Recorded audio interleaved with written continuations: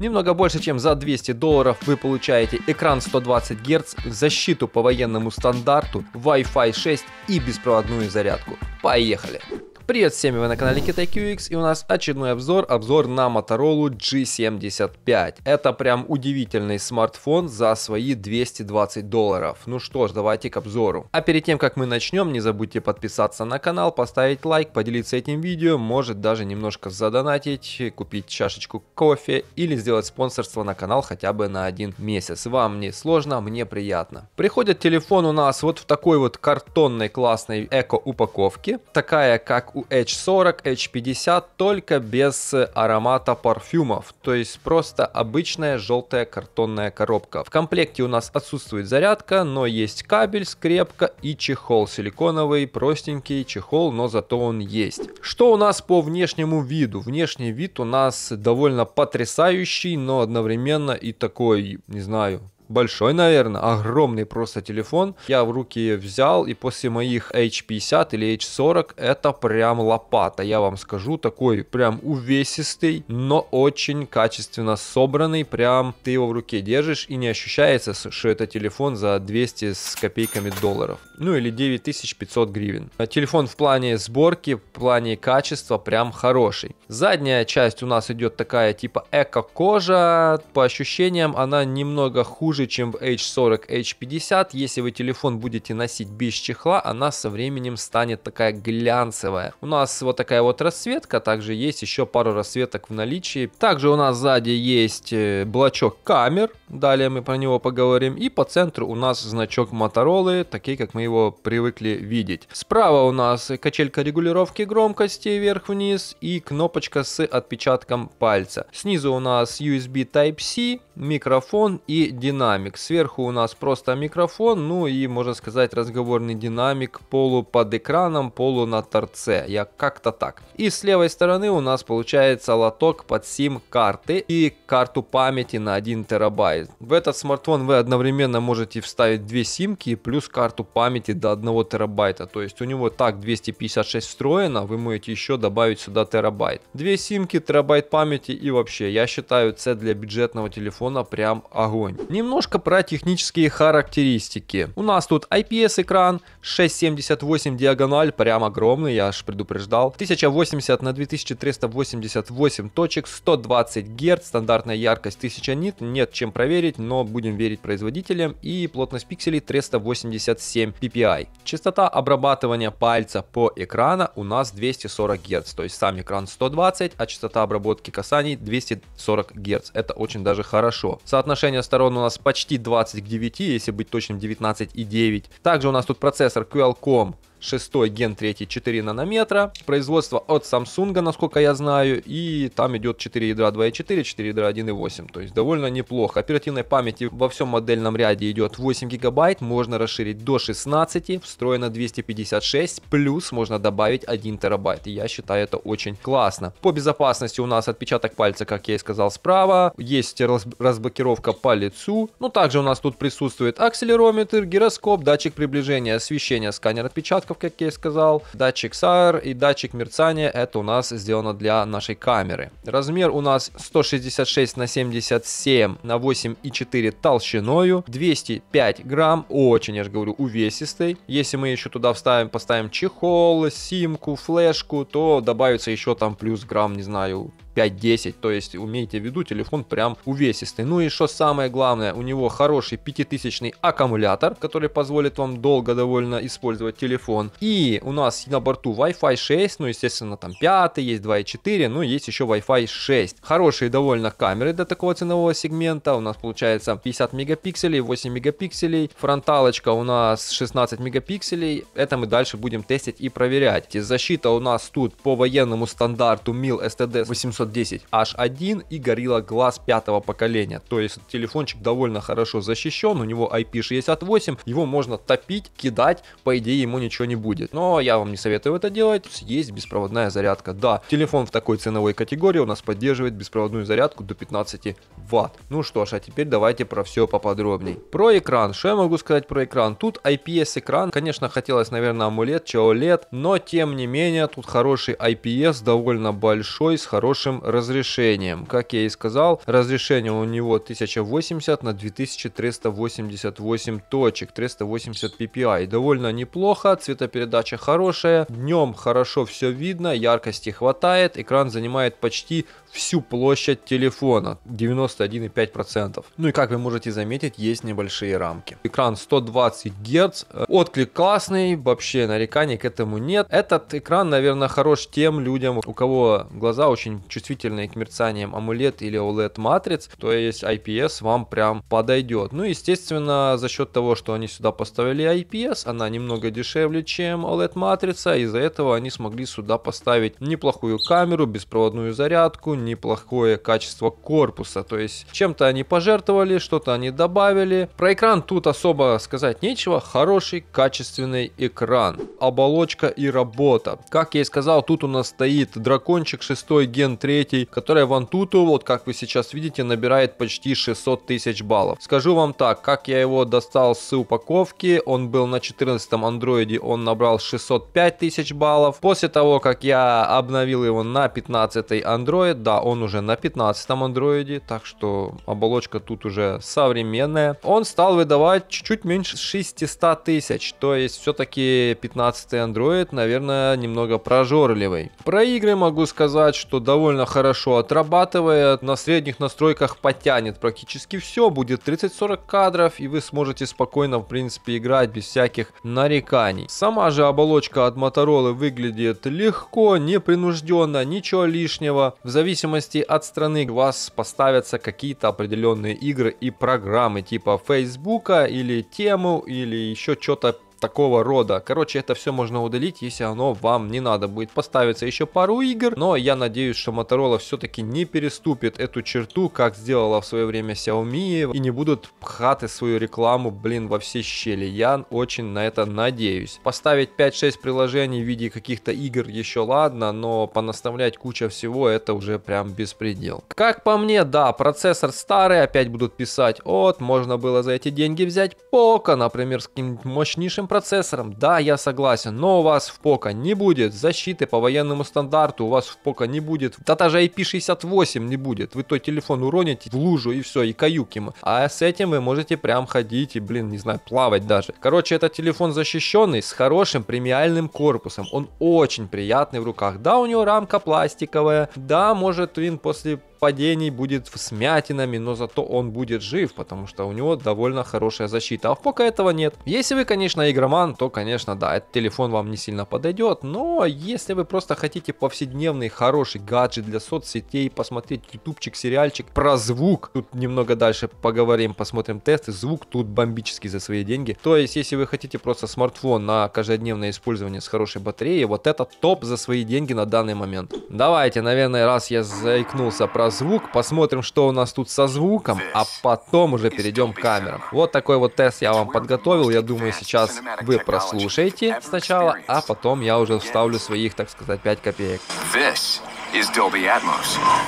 The number of speakers around you no longer matters, because this is the world's first object-based cinematic audio. With powerful moving audio that transcends from channels to moving around you with pinpoint accuracy.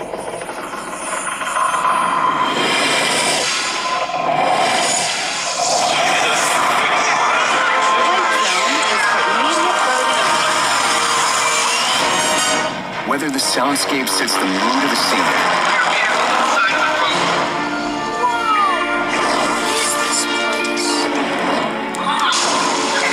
come on, you guys, let's go.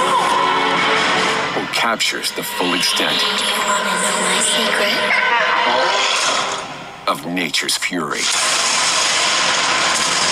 Than any image you've seen on a screen. This is luminance. That means the difference between white and pure energy. Energy that is about to reveal an entire universe of color you've never experienced in the cinema.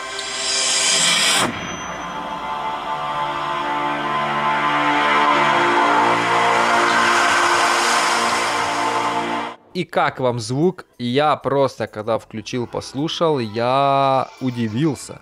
Он на уровне, так сказать, H40, H50. Ну, может, чуть-чуть не дотягивает там по басам, но там телефоны по 300, 400, 500 долларов, а этот 200 баксов, и он выдает звук на уровне. Хорошая громкость, хорошая стерео, левый динамик, ну, верхний, чуть-чуть там тише, не знаю, на доли процента, это почти незаметно. Вот так, сидите перед телефоном, смотрите какие-то ролики и просто понимаете, что за 9,5 гривен они сюда просто запхнули все, что только можно пожелать, потому что за такие деньги это прям крутой телефон. Но я уже жду, конечно, в комментариях, что ты не шаришь, лучше взял то-то, то-то. Ну, может быть, у каждого свое мнение. Я считаю, что этот телефон сейчас топовый за свой бюджет. А теперь давайте перейдем к камерам. У нас тут камеры от Sony с классной оптикой, с классной стабилизацией. И я вам скажу, камеры тут меня даже порадовали. И мы даже посмотрим сравнение с H40, как они снимают. Все-таки можно купить бюджетные телефоны с 4К на борту. У нас тут 3 модуля, 2 сзади, 1 спереди. Фронталочка, как вы понимаете. Давайте, наверное, начнем с фронталочки. 16 мегапикселей с апертурой f2.45, не очень хорошая, но тем не менее имеет место быть, имеет технологию Dual Pixel, ну такое, честно сказать, фронталочка как фронталочка, в принципе она во всех телефонах хромает, и это как бы нормально, до этого все привыкли. Вот вам небольшой тест по фронталочке. Фронталочка у нас тоже 4К, 30 кадров, вот так вот передает.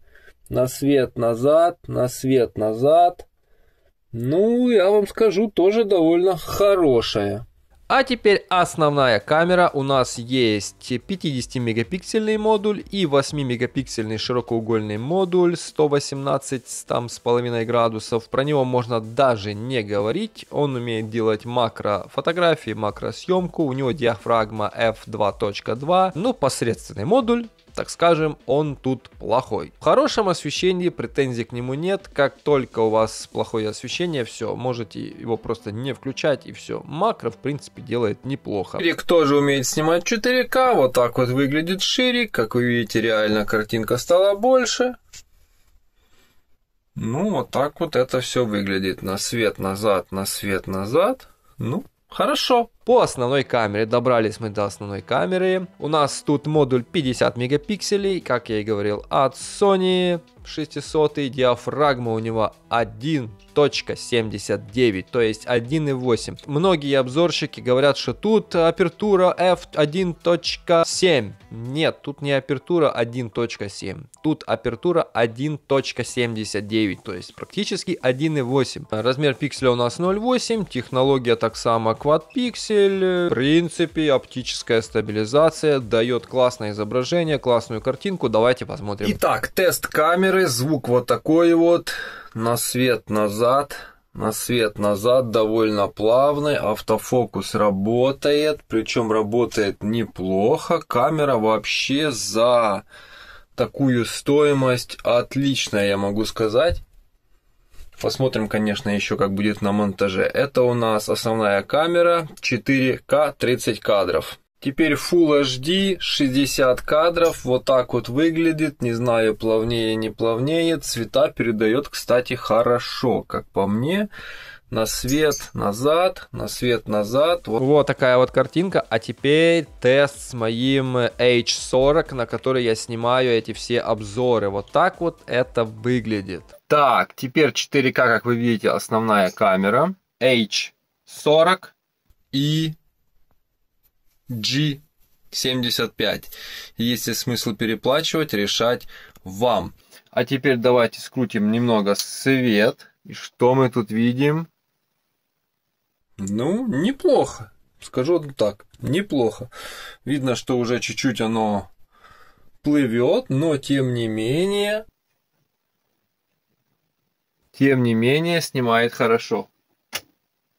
Если честно, я в шоке с картинки за 9500. Камера снимает 4К 30 кадров, Full HD, 60 кадров. Прям классно. Что у нас про автономность? Автономность у нас на высоте для 5000 батареи. Как я и говорил, тут 5000 батарея, работает с включенным экраном до 9 часов спокойнюсенько, вообще без всяких проблем. И можете и в игры поиграть, камерой поюзать, фильмы посмотреть и просто в соцсетях посидеть. Короче, на день работы хватает с головой. Про зарядку. Кстати, ссылочка на зарядку для Motorola есть в описании с AliExpress. Зарядка у нас 30 Вт поддерживается, проводная, беспроводная до 15, как вы видите, работает. Претензий к этому нет. Обычно за такой бюджет беспроводной зарядки в телефонах нет, а тут есть и классно. Ну и что у нас еще тут? Wi-Fi 6 работает просто отпадно, скорость хорошая. Претензий тут вообще никаких. И по итогам, что я могу сказать по итогам? Телефончик мне очень понравился за свою стоимость. Я считаю, это, наверное, топ.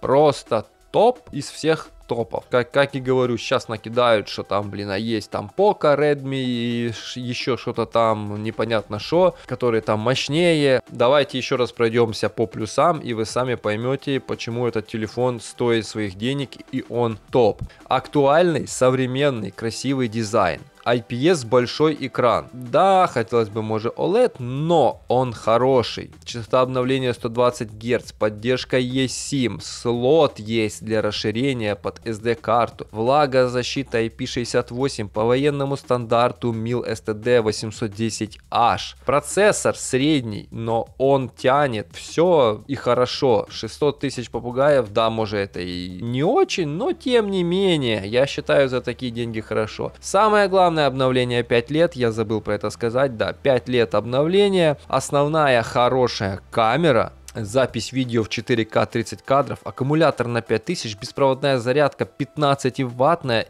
К минусам я могу тут отнести, наверное, ну вот IPS матрицу, ну смотря кому это плюс, кому минус, ну мне, наверное, это больше, наверное, к минусам IPS матрица. Корпус из пластика, вот рамка мне тоже не очень по душе, но это лично мое мнение. Наверное, еще к минусам отнесем модификацию вот это 8256, что нету каких-то других, ну и хотелось бы зарядочку, наверное, более мощную. Также к минусам еще отнесу, что нету в комплекте зарядки. Но тут уже, смотря какая версия вам приезжает, насколько я знаю, есть версии и с зарядкой. Ну, еще есть один минус, это отсутствие джека 3.5, ну, я не знаю, кто им сейчас пользуется. Топ, скажем так. Топ. Ну а вы были на канале KitaiQX, подписываемся на канал, если вам понравилось видео, ставим пальцы вверх. Блин, ну если не понравилось, напишите комментарий, скажите, что не понравилось, буду исправляться. Не забываем за спонсорство, за Buy Me a Coffee, поддержите канал. Сейчас просмотры реально немножко просели и сложно делать качественный контент. До новых встреч, не забываем за подписку. Пока-пока.